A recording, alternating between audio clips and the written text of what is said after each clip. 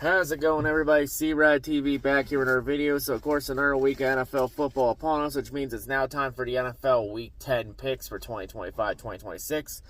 As now we're officially done the first half of the season, we have officially started the second half of 2025-2026. So now this second half, we're going to start getting a good idea of where everybody stands and who will be in the mix for the Super Bowl, who will be in the mix for the playoffs, who will be left out, and who will get sent to the Tank Bowl. So, of course, last week my picks, I went 10-4 with my picks, so the record this year goes to 86-47-1. So, let's take a look at this week and see how it fares. And before we begin, though, there are 4 teams on the bye this week, and those 4 being the Cincinnati Bengals, the Dallas Cowboys, the Tennessee Titans, and the Kansas City Chiefs. So, let's get started. First game, the Thursday night game. Las Vegas Raiders, Denver Broncos playing in Denver at Mile High. Oh, this is going to be an ugly game. Give me the Broncos in this one. I got Denver. This is going to be your average run-of-the-mill Thursday night game where it's going to be boring as hell because Denver's just going to blow them out. It's going to get ugly. But, somebody's got to do these Thursday night games. At least it ain't those Tank Bowl slot fest between Jacksonville and Tennessee back in the day. Although Jacksonville is in the playoff spot right now, but that's a topic for later. Next up, now to our Sunday slate of games. Our first game, Atlanta Falcons, New Indianapolis Colts playing in Germany. Holy shit, we actually sent a good team to Germany. Thank God. Well, it's not London, so they'll send the good teams to anyone that isn't London. But yeah, back in Germany again, we're back with some international games. And also, I believe for the Colts, I believe they won't have Sauce Gardner, because I don't think he'll be too accustomed to playing in the playbook for the system for the Colts just yet. I forgot to mention, yesterday was the trade deadline, and the Colts acquired Sauce Gardner from the New York Jets in exchange for Adonai Mitchell and 2 first-round picks. Jesus, that's quite a haul for Sauce Gardner, who holds more name value, if anything. But, hey, Colts trying to bolster their roster and get better. And this game, I got the Colts winning this one in Germany over the Falcons. Give me the Colts in Germany over the Falcons. Now to our other games. Next one. New York Giants, Chicago Bears playing in Chicago. Yeah, I got the Bears in that one. Give me the Bears. I got Chicago. Next up, Buffalo Bills, Miami Dolphins playing in Miami. How Mike McDaniels hasn't gotten fired yet is beyond my comprehension. But, yeah, give me the Bills in that one on the road. I got Buffalo on the road over Miami. Next up, Baltimore Ravens, Minnesota Vikings playing in Minnesota. I got the Ravens on the road. I think this is a trap game for Minnesota, coming off the big win against Detroit last week.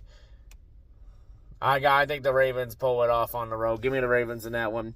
And for our next game, we now head to MetLife Stadium for a Tank Bowl.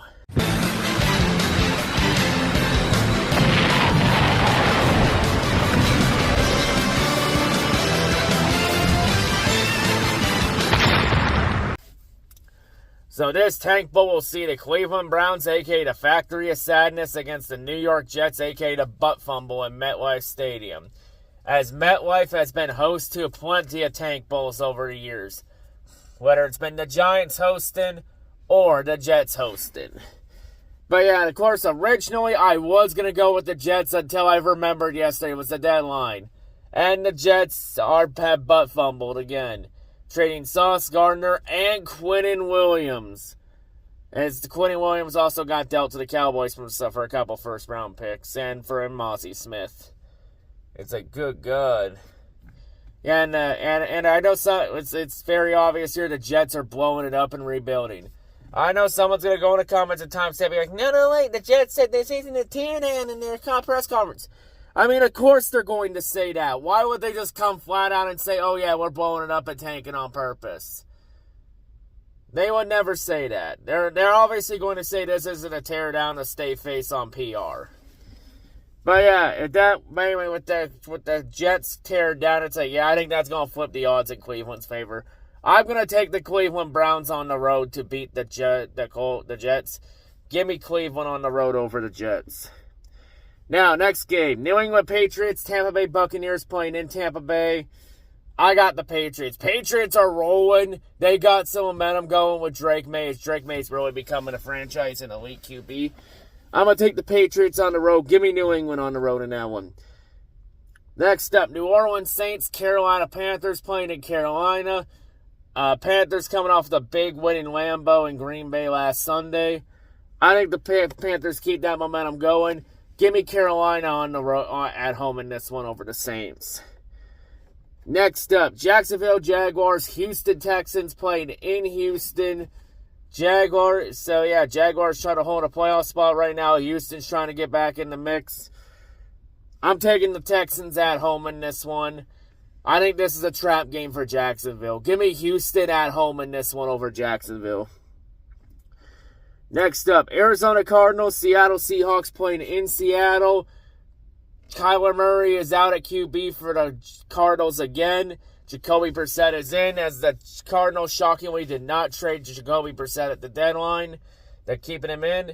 And I'll be honest, the way things are going, I think this is Kyler Murray's last year in a Cardinals uniform. As I think the Cardinals are going to be looking for another franchise QB in the offseason. As I think this is officially the end of the run for the midget in Arizona. But that said, yeah, Cardinals are a complete mess right now. So give me the Seahawks at home in this one. Seattle's been rolling.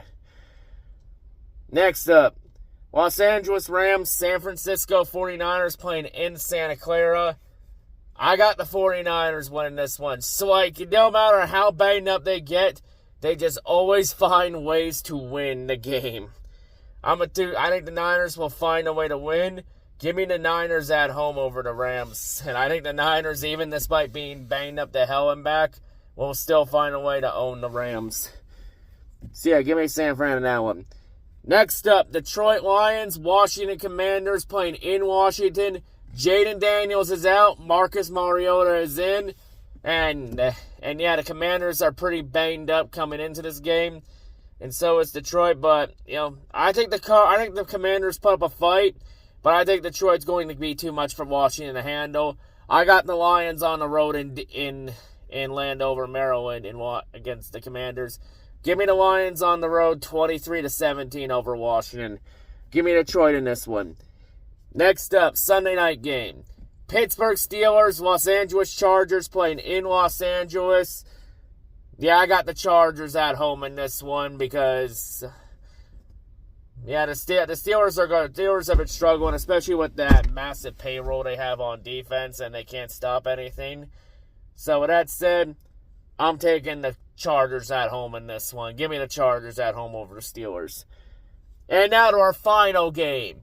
As our Monday night game, it's probably one of the most anticipated games since the events of what happened in the offseason with the NFL rule changes. Philadelphia Eagles, Green Bay Packers playing in Green Bay. This is going to be a very big bad blood game between both teams, not only because of the playoffs last year, but because of the events with the rule changes last year when Green Bay tried to get the tush-push ban and failed miserably. Hell, that whole thing with Green Bay trying to ban the tush-push is the reason why Green Bay has now earned the Karen Ballsack nickname. But yeah, Mike, I'm not taking Green Bay in this one. I know Philadelphia's going to fucking use this game to make an example out of Green Bay. I have a feeling this is going to be that one rare time where Philadelphia actually plays a full 60 minutes. I'm taking the Eagles on the road in this one to win in Green Bay. And I think Philadelphia is going to do a lot of the tush-push to shove it down Green Bay's throat. And I hope they do. Just to teach the Packers a lesson on what happens when you act like a bunch of Karens with football. I always say, hey, Green Bay, you want to stop the tush-push? How about actually do it on the field instead of in a goddamn courtroom? Like, you want to stop it so bad? Get better on D-line. And when Philadelphia does it successfully and wins, we already know Micah Parsons is going to be crying like a bitch about it and embracing the full Karen Ballsack culture that Green Bay is building. Actually, on second thought, maybe not too much because Micah Parsons did the same thing back in Dallas when Green Bay constantly shoved the tush-push down Dallas and Jerry Jones' throat. But anyway, that wraps it up for picks this week. That's all I got to say, and I'll see you all whatever I make next. I'm out.